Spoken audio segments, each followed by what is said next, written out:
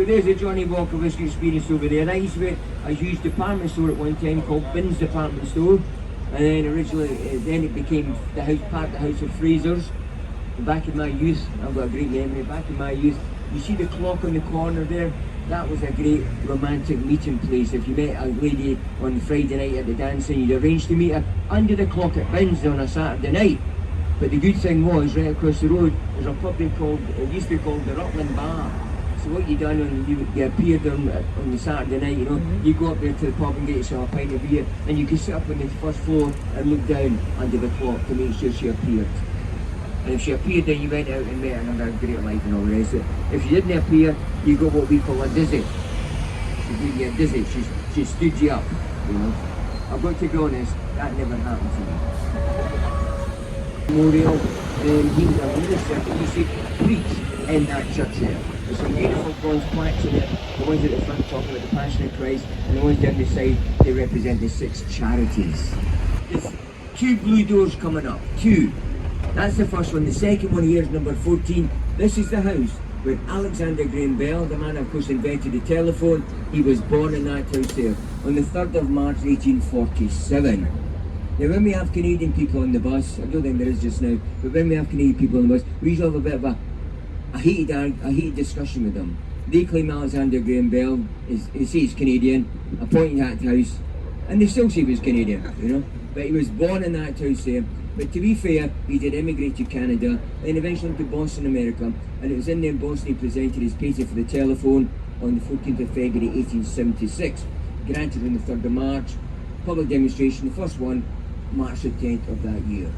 Charlotte Square is known as the jewel in the crown of George Edinburgh. All these buildings you're looking at now, all Georgian style, all designed by a man called Robert Adam. Stop number 12, the West End.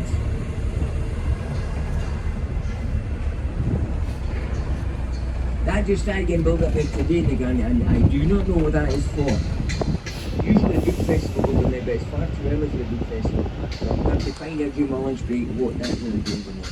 All the same. Although most of them now are offices. This wee one here is a museum, the Georgian House Museum. All furnished in Georgian style, and someone dressed in Georgian clothes will give you a tour of that building. The kitchen ladies got to be seen to be believed. Number 6, the black door there, is our equivalent to number 10 Downing Street.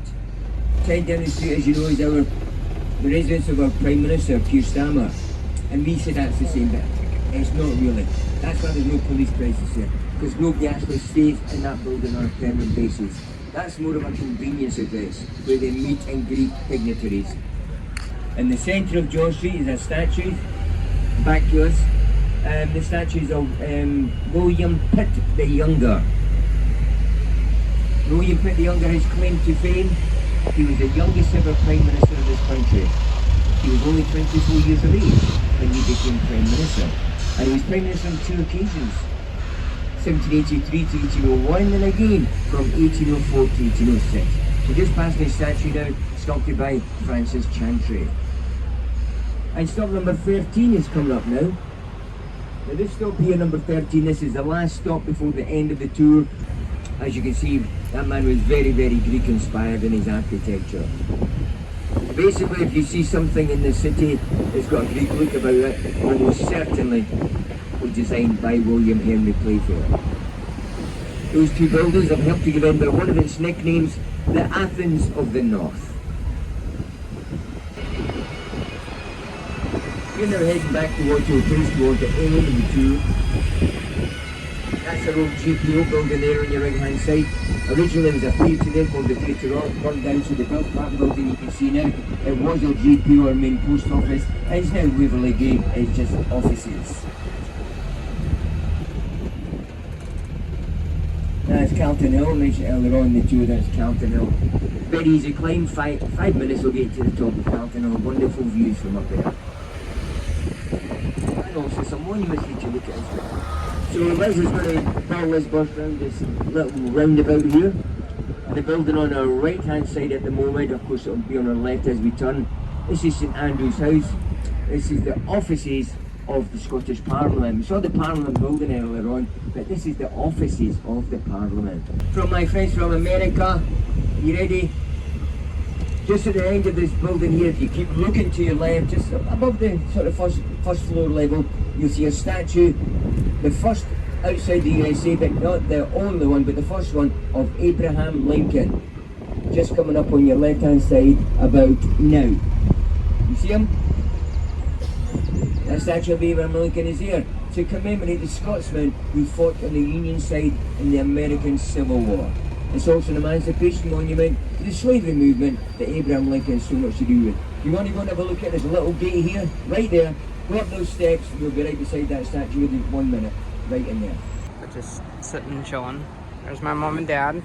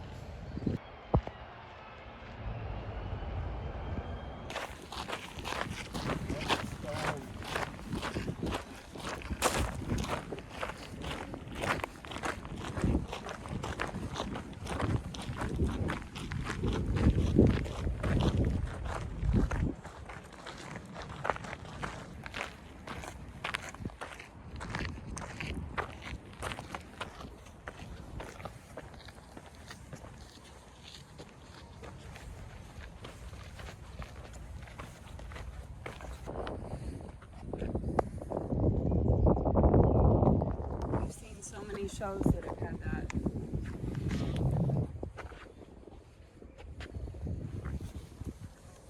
What shows? Mostly British crime dramas. I didn't catch that. What? British crime dramas. Oh.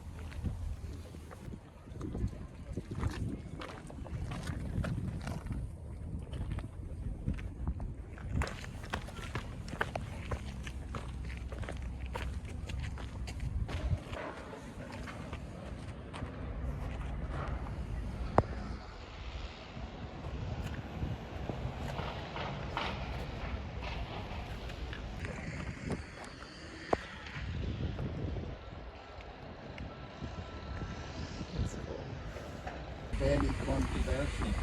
This is the statue to Henry Dundas. Now Dundas delayed the abolition of slavery by 70 years to benefit his friends in Parliament. He also insisted he had the highest statue. He wanted to look down on his fellow citizens.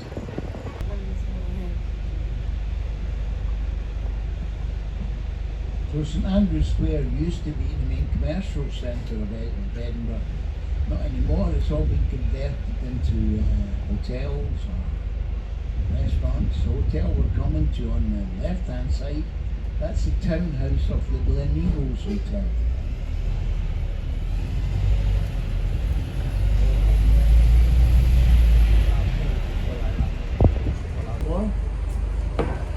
Monument to Sir Walter Scott. Particularly this monument because it's situated just above the entrance to the main train station. There used to be there's the 5. This is the stop we're coming to.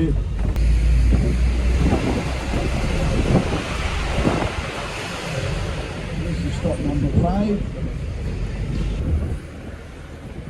There's the palace on the left through the gates.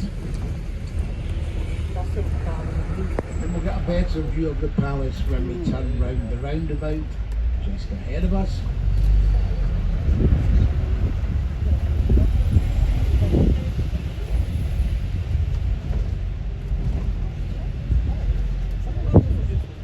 So as we turn the corner, if you look up sharply through the gates, you'll see the palace in the foreground, the ruins of the abbey in the background.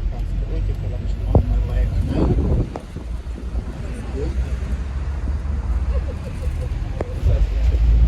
On the left now, this is the new Scottish Parliament building. If you have to see, we spent an entire life flag within 3 lights there. This area was that way was known as the World's End. The end of the world for the poor people. World's End down there on the left. The end of the world for the poor people of the city. So we're leaving the Royal Mile now. Head up Chamber Street. Now the National Museum's a great place to visit. I'd recommend it to you if you get a chance. It's totally free to get in. So I'll have a look round.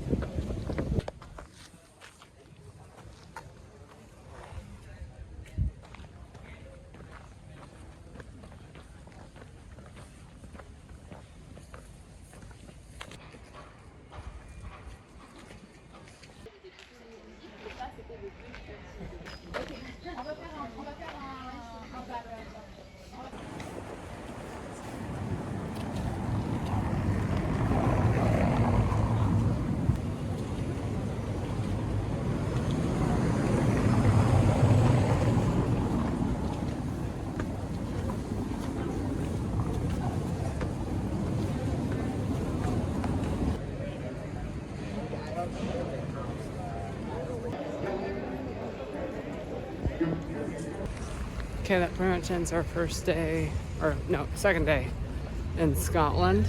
My parents are on a walk. I'm getting back to the hotel right now. But this is a good point to end day 2 of Scotland. Thank you for tuning in, and see you in the next Scotland episode.